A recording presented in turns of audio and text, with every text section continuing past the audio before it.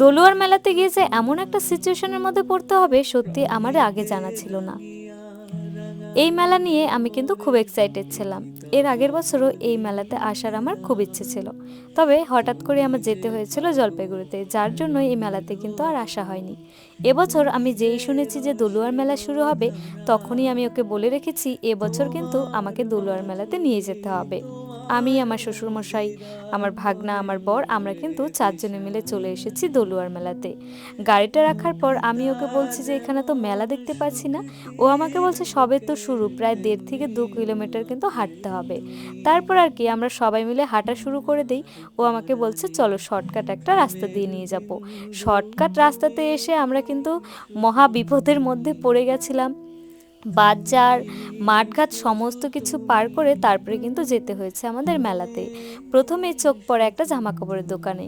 তো এখানে এই যে টপ আর প্যান্টটা দেখতে পাচ্ছ, এই দুটো সেট মাত্র কিন্তু 100 টাকা। অনেক সস্তায় সস্তায় এখানে কিন্তু খুব সুন্দর সুন্দর ড্রেস ছিল। আমি শুনেছি এই মেলাটা অনেক বছরের পুরনো একটা মেলা, প্রায় 150 বছর থেকে এই মেলাটা কিন্তু হয়ে আসছে।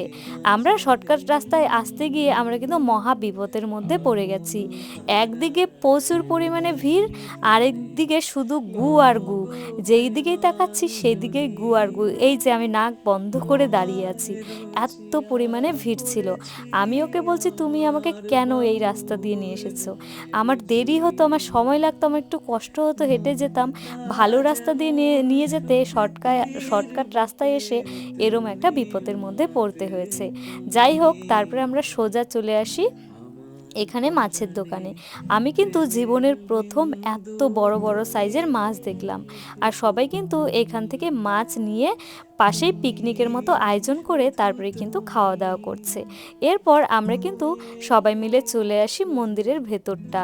আর এখান থেকে নিচের কিন্তু ভিউটা দেখা যাচ্ছে। আর এখানে ভোরবেলা সকালবেলা কিন্তু সবাই স্নানও করতে আসে। আজকের দিনে স্নান করাটা নাকি খুবই ভালো, যার জন্য সবাই কিন্তু এখানে স্নান করতে আসে। এরপর চলে আসি মন্দিরের ভেতর দিকে। আর এখানে দেখতেই পাচ্ছ অনেক জায়গা থেকে কিন্তু সাধু সন্ন্যাসীরা এসেছে।